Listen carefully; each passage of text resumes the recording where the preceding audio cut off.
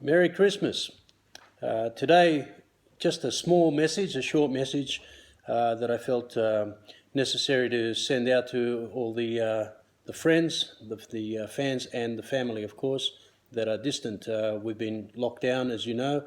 Many of you have been locked down and can't get to family, so I thought I'd put this one together and it'll be as succinct as I can keep it. So today, Christmas Day, is a happy day. It's been around for many years, well over the good part of 2,000 years.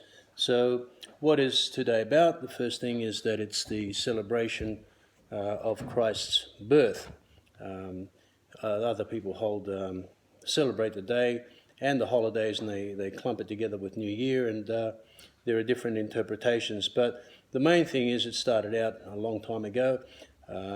Angels announced the birth of Christ, and the star that led those wise men and the magi, the magicians, who probably came from Babylon, was a bunch of angels up in the sky, a conglomeration of angels. And okay, so that's Christmas Day. It started a long time ago. It was to announce the birth of Christ, something that had been announced for a very long time, hundreds of years before that. So along comes Christ, and we wonder, well, okay, that's really good. It was peace on earth and so on at that particular time in world history.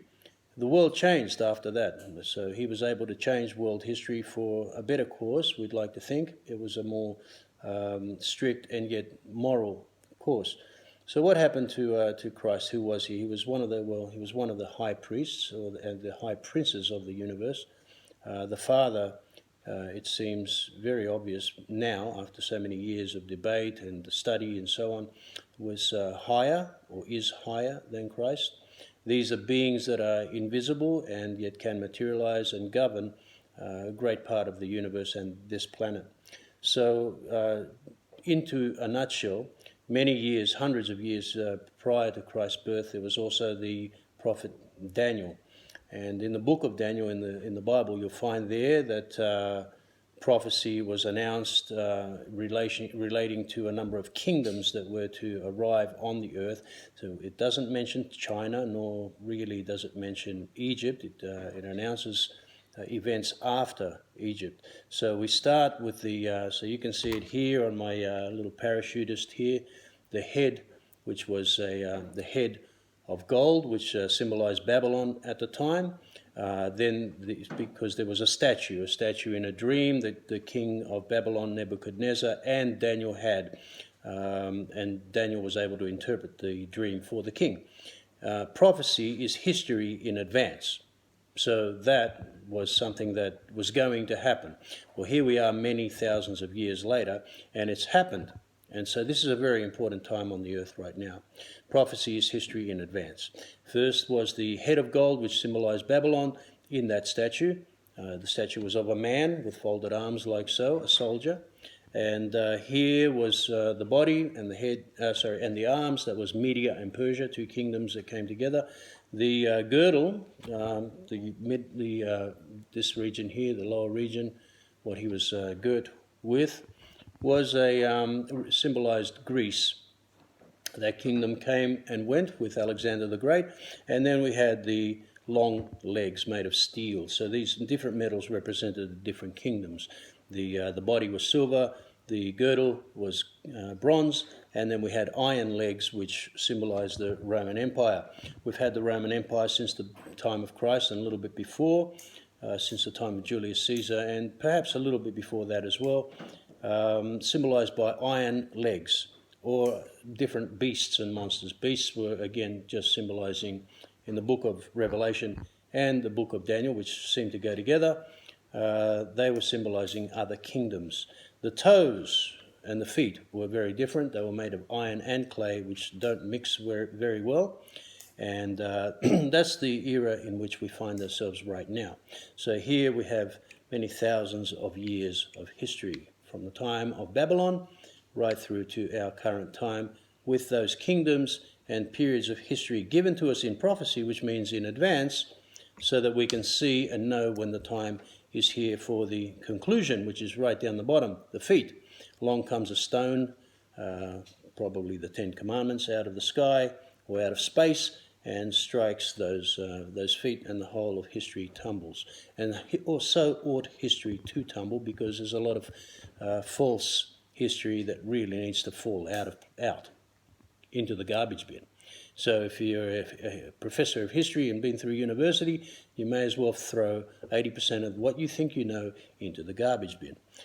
Cutting it short, popes and kings and queens, sultans and caliphs don't like the message that Christ had. They don't like the karmic aspect of it, and they don't like the moral aspects of it, although Islam seems or tends to or announces that it embraces some of those things. Not really.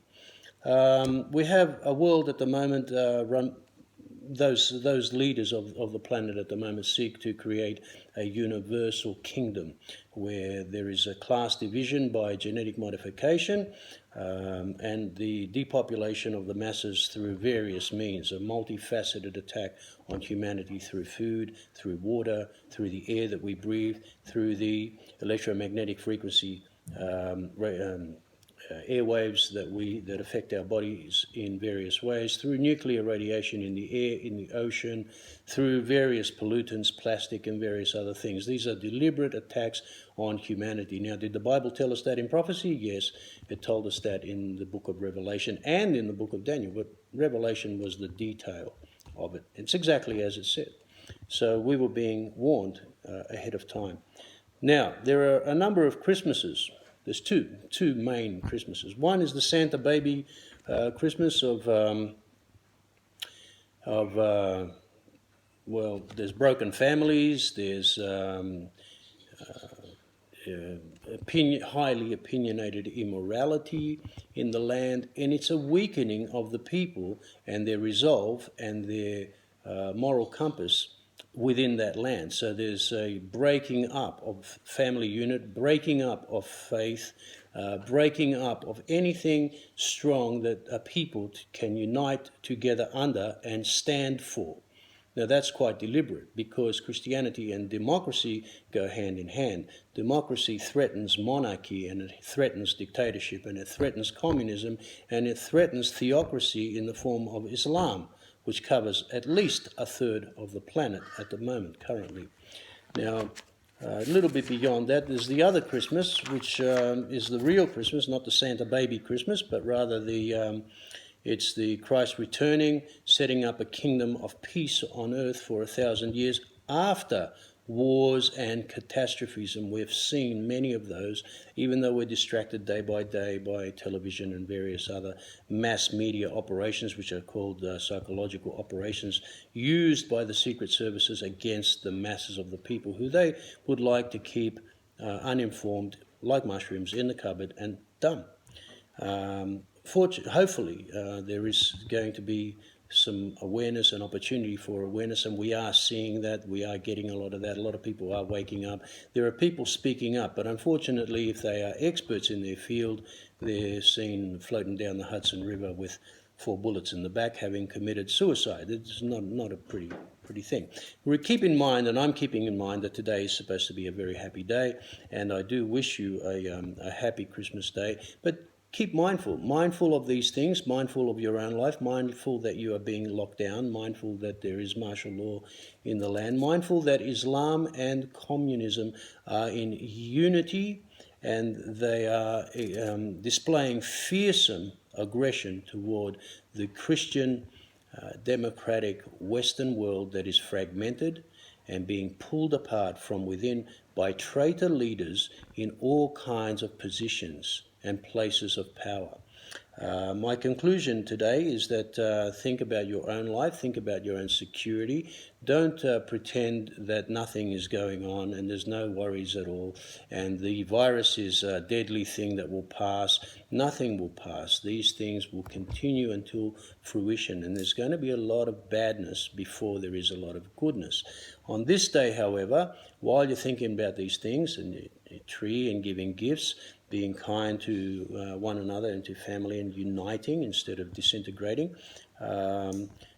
Give that some thought, and that there is good news on the horizon, because in the book of Revelation in chapter 18 and 17, we are told that these papacies, pedophile monarchies, pedophile sultanates, pedophile caliphates will crumble. They will fall. Babylon will fall. And Babylon is the immorality of the papacy, built on 7 hills. All of that is built into the Bible, although not many people read it. Remember that the book of Daniel told you what was going on, and we're right in the bottom, right at the tip of time, down there in the feet. What happens after the 1,000 years reign of Christ on earth? The big prince, the high son of God, of the Godhead, is that we don't know. Beyond the 1,000 years, we'll get new instructions and new creations and new things.